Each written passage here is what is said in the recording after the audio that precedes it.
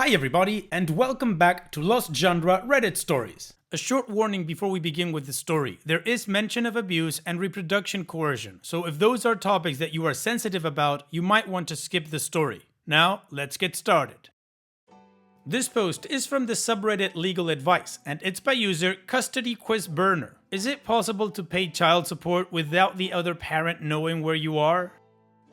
I'm currently in the process of leaving a years-long physically and verbally abusive relationship. I am also about 8 months pregnant with a child that I do not want. Long story short, my boyfriend sabotaged my birth control, had sex with me until I was pregnant, and prevented me from terminating the pregnancy through isolation and control. On the unfortunately very likely chance that this thing doesn't come out as stillborn, I know it's going to be next to impossible for me to escape my boyfriend because he will use every single legal trick to keep me trapped. I know I won't be able to escape paying child support, but I'm pretty sure he can't force me to visit or act as a parent. All I want to know if it's possible for me to set something up with a lawyer where I pay them and then they pay the court or whatever. But my boyfriend isn't able to find out where I've gone or if I've changed my name or something. Wow, OP, I am so sorry you had to go through all of that. Of course, as you all know, I'm not a lawyer and I've got zero legal expertise regarding anything that OP asked about. So we're just gonna move on to the comments to see what kind of advice OP got from the community. Now, if any of you listening does have some expertise, it'd be really cool if you would share that in the comment section.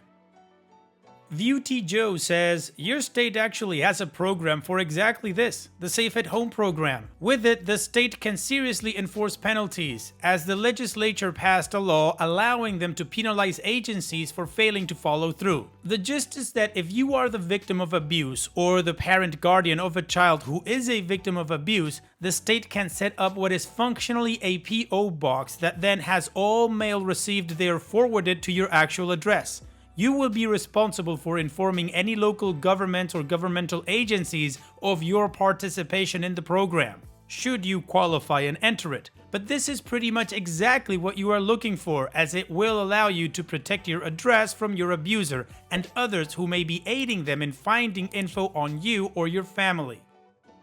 Expires after use says, yes, if the father has full custody and a child support order against you, you can pay the court and the court will forward the money to the father. There will likely be a small fee for this. You are correct that you can only be forced to support the child monetarily, not through visitation or custody. Technos says, women's shelter now. You may not need to stay there, but they know how to make you disappear and will share everything from how to keep your support relatively anonymous to how to get an apartment and utilities without your ex's PI being able to find you. And OP responds, I have no access to money or transportation. We live out in the boonies. I'm only posting this because his mom agreed to take me to the library, but she's here and keeps checking up on me. Additional information from OP's comments. I believe he will petition for custody once he figures out I'm leaving. Right now, he doesn't know. He thinks we're going to go to the hospital and come back being a happy family. My plan was to leave the hospital as soon as I can after the delivery and leave the state. We're close to a border, and hide out with a relative.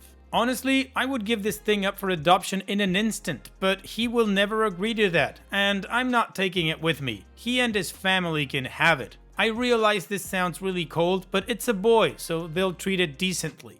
Is this something I should tell a nurse about when I'm there? I don't want to tip my boyfriend off, so I don't want to try having him banned from the delivery or the ward. I can't go to the police since I don't have any proof. He doesn't leave any marks now that I'm pregnant, and he's got his whole family to back up his version of the events. No one's going to believe me. Also, I don't have a doctor. My boyfriend took me in once because he wanted to know if it was a boy or a girl, but I haven't been getting any checkups or anything. When it's time, he's just going to drive me to the ER. I'm scared if they tell him I don't want him there. He's going to figure out that I'm leaving and he'll stop me. I only have one friend he lets me talk to, and it's not going to be very hard for him to realize she's the one helping me or go look for her car in the parking lot. He's a lot smarter than I am, and he really hates being lied to. I don't want anybody else getting hurt because I was too stupid to leave when they all told me to. I thought maybe I could just lie and say I was tired and wanted to sleep and he could go show off to his family, and that's when I'd be able to sneak out. I don't think I have health insurance, I haven't had a job for a few years, and my boyfriend has all of my documents. He wants us to get married and have me on his insurance, and so far that's the only thing I've been able to stop him on. Although it helps a lot that his mom doesn't want him to marry me. What if he gets violent at the hospital or tells them I'm delirious or mentally ill and I don't know what I'm saying? He's done that before when I start crying in public or something, and everyone thinks he's such a saint for putting up with me. Everyone thinks he's a Boy Scout and so upstanding because he's built up this whole persona, and I'm so scared no one's going to believe me when I tell them.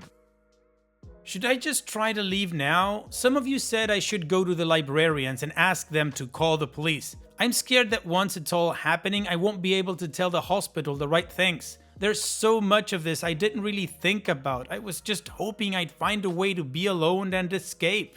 Right now, he's at work still for another 5 hours, and his mom said we could stay at the library for another hour. I don't know if I'll get another chance to be away from the house until the baby comes. I'm not allowed to have a phone, and his mom's phone is fingerprint locked. I really want to try. I'm scared, but I just want this to be over.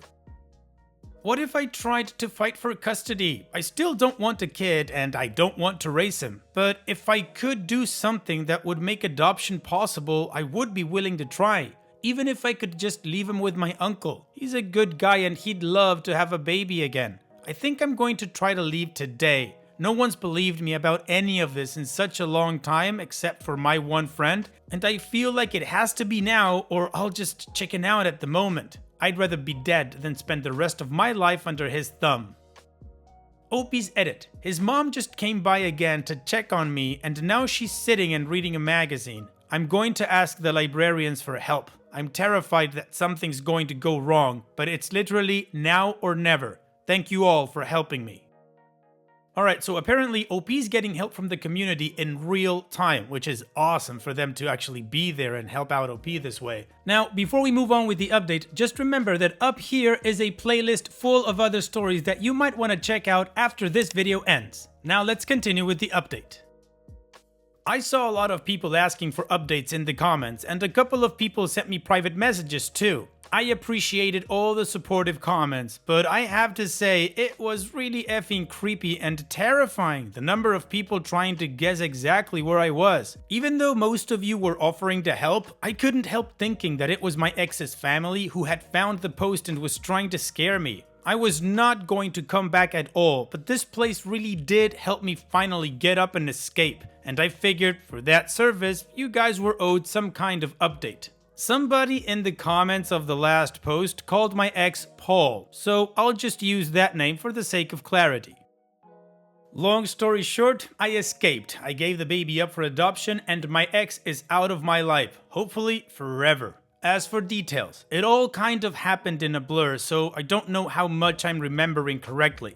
Basically, I called the cops from the library and a cop showed up. I told him I wanted to escape an abusive relationship, but that Paul's mom was with me and would force me to go back to him. I didn't realize it, but there were actually visible bruises on my shoulders and back that the officer could see, so he told me he'd take me to a hospital to get checked out. I asked him to take me to the hospital in the next county because there's only one big hospital in our area and I knew the whole family would be looking for me there. He told me they were going to do some kind of forensic exam at the hospital and if it was okay for them to take pictures of my bruises. He asked me how I got the bruises and about some scars I have, and he wrote down everything I said. I know I was kind of rambling, but I tried to tell him everything I could think of, from the physical abuse to the isolation stuff and not taking me to the doctor. They had an OB come down and check me over, and she said that everything appeared to be just fine, but that I should stay overnight. The cop told me before he left that he would file a report, but he couldn't promise that charges wouldn't be brought against Paul, and also that he would come back the next day to take me to a local women's shelter. Well, the stress of everything kinda overwhelmed me, and I ended up going into labor that night. I know the kid survived, but I told him I didn't want to see him and that I wanted to give him up under the safe haven law. I was surprised at how nice everyone was about it. They even moved me to a different floor afterward. I called my uncle and he drove down right away and hired me a lawyer to deal with a lot of this stuff. I told the lawyer I only wanted to know what I absolutely had to know and that I'd sign whatever he needed, but I didn't want to be involved if I didn't have to. I don't know exactly what this guy's specialty was or is, but he's really good. He took care of dealing with the cops and getting me a restraining order against Paul, and he was also somehow able to convince Paul to go along with the adoption. I did hear that Paul's mom, who always hated me, also helped convince him that it wasn't worth the trouble. So the rest of this I only heard through gossip from the one friend I was allowed to have, I'll call her Emily, and the few people who I managed to reconnect with within the last couple of days. I don't know how much of this is true, and I don't really care. It's just nice to imagine all the cracks finally showing in his stupid Eagle Scout BS persona. Apparently, after Paul's mom noticed I was gone from the library, she called Paul at work and they both went looking for me in town. When they didn't find me, they went to Emily's place to see if I was there, and when I obviously wasn't, Paul started threatening to hurt Emily and she recorded him screaming at her. She didn't show me the video and I didn't ask to see it, but I do believe her. She's also told me that she kept a diary of every time I went to her after Paul beat me, where she detailed everything I said and all the injuries I had. She even managed to sneak a few pictures. She gave all this stuff to the lawyer my uncle hired, and I don't know what he's done with it since. I also heard that Paul went to the local hospital, the one I didn't want to go to, and started screaming at or harassing the staff because they wouldn't tell him if I was there or not. I don't know if he was arrested or anything, although I feel like he would have been. So I don't know how much I believe that one. I do know that what he did to me is more common knowledge now because of Emily. She posted a bunch of stuff on Facebook trying to find me until I called her and told her what happened. And she mentioned some of the stuff Paul did, so that people wouldn't contact him if they found me. And that's pretty much it. I don't know if or when any kind of charges will be filed against Paul, and at this point, I don't care. I want to be done with him forever. I'm pretty sure the adoption of the kid has been finalized, or at least it's too far done for him to F it up. My uncle took me back to his place and I've pretty much just been sleeping every day or hanging out on the internet. He's going to help me get a job soon and he wants me to go to a therapist, but I don't know if I'm ready. I feel like I need to catch up on 10 years worth of sleep and I don't really want to leave or go anywhere I don't have to. Again, thank you to everyone who encouraged me to get up and leave that day. You probably saved my life and the kid's life. I still don't really feel anything for him, and sometimes I feel like the whole birth experience happened to someone else, but at least he's not with my ex's crappy family, so thanks. Well, I'm gonna count this as a very positive update for OP, considering she went through hell. That's why I can't say it's a happy update, because it was a horrible situation for her to be in. But the fact that she's safe and the baby's safe, that's good. Now, a little over a month after the update, this also turned up in Best of Legal Advice, and OP answered some questions there and gave a little bit more information. So let's finish this story with what I curated from that. So, I didn't know this place existed until I saw the comment on my update post, but I found the other thread about my original post, and I guess I should thank you guys for thinking of me and sending prayers and nice thoughts. It's nice to know so many people were concerned without even really knowing me. I have to say that I deleted all the messages I got. I feel bad because most of them were people offering money or transportation if I was near the state border they were guessing. It was really nice that they wanted to help, but still just scary for me at the moment. Now, regarding therapy, I'm okay with the idea and I know it will help me, but it's more just that I don't want to leave the house, which is weird considering I was literally trapped inside Paul's house for years. It's just that now that I have the option and the ability to leave, I don't want to. I just want to stay where I am forever. Also, my uncle is the only person I talk to regularly right now, and he is incredibly chill about everything. He's always offering me stuff. I had no idea how loaded he is, but he's not really pushing right now. My dad's side of the family tends to be quiet and kind of individualists. Like, they offer to help when someone needs it, but if you say no, they're not gonna pester you. I just know I need to get my crap together sooner than later. Finally, I'm not afraid of my ex finding these posts. It was more fear in the first couple of weeks before my uncle's lawyer started locking things down for me. Now I'm safe from that whole family because he's not allowed near me, and the rest of them see me as a toxic psycho that he's lucky to be rid of. And the kid is safe because he's damaged goods for being genetically related to me. Paul doesn't know where my uncle lives, and my uncle's a real off-the-grid type anyway. And that's it. That's all the information we have regarding OP. So hopefully she's doing really well. She will go to therapy and get her crap together like she says she has to, which I understand that as, making her life whole. All the best in the future, OP, and thank you so much for sharing. Take care. Now, let's finish this video with a mood booster post. This post is from the subreddit Malicious Compliance, and it's by user Mummy Macbeth. You can't reserve seats on public transportation. We, my aunt and uncle, cousin and dad, were on a long sightseeing ferry ride. It was a 2-hour ride with one stop in the middle. We were the first to get on the ferry, so all of us blocked the window seats in a straight line. It's public transport and there's no concept of reservation. It's first come, first serve. We were sitting in the air-conditioned cabin and had the option of going out on the main deck. Just as we stopped in the middle, my dad went out on the main deck to take some pictures and enjoy the fresh air. Another man gets on the ferry at this stop and takes my dad's window seat, though there were a few other window seats left. My aunt and I told him a number of times quite politely that someone is sitting there, but he only said, "I speak French," and proceeded to not hear us. My dad came back and told him he was sitting there, and this man called security and complained about my dad. The security told my dad, "Sir, this is public transport, seats cannot be reserved." My dad said, "Alright," and sat down next to him. So the scene right now is window, man, my dad, empty seat, aisle. About 10 minutes later, the man was about to step out on the deck. He left his bag on the seat and got up to leave. My dad asked him kindly to remove his bag. He refused, so my dad refused to get up and move to let him out. My dad said, "You can't reserve seats. You showed me the rule. Kindly follow it yourself." He became very flustered and started clapping his hands and calling for security. Security was also on the deck for the time being, but a barista was there. This man called the barista to help, who didn't understand French either, so he told them in Arabic that my dad was refusing to move to let him out of the seat. The barista was flabbergasted and asked my dad why. I know Arabic, so I intervened and clarified the situation. That is, the man was keeping his bag and reserving his seat, which he told my dad is not allowed. By this time, the man has sort of climbed over my dad to go and called security.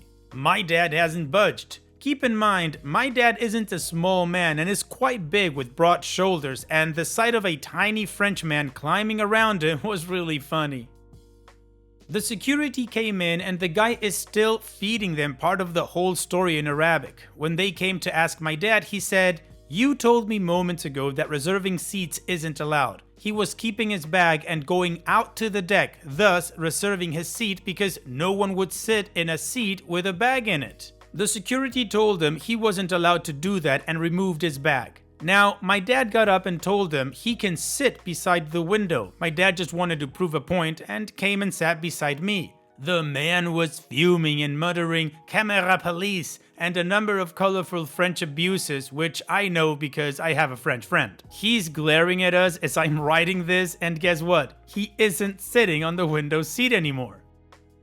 OP's Edit 1. For everyone saying we should not have blocked a bunch of window seats. Firstly, the ferry was mostly empty and a lot of window seats were empty because we went during non-peak hours. Secondly, it was a vacation, all of us paid for the seats and wanted to have the best experience. It wasn't traveling from point A to point B, it was a sightseeing tour and we wanted the best views individually, not sit as a group and have one person enjoy it. And no one was screaming to talk to others. We might have taken the best seats, but we were still courteous. Opie's edit 2. My dad didn't call security the first time or the second. In both instances, the man called security. The first time, my dad told him once that he had been sitting there and he said he doesn't speak English and got security involved. Ah, so this person was the dish it out type but can't take it type. Well, he sucks. Good for your dad, OP. Thank you for sharing. And that's it for today's video. Thank you so much for taking the time to watch it. Now, if you've gotten to this point in the video, I assume that you like these stories that I'm reading out, so here are a couple more that you might enjoy. And if you don't have any time to watch another story right now, save it for later, and also, don't forget to hit that subscribe button.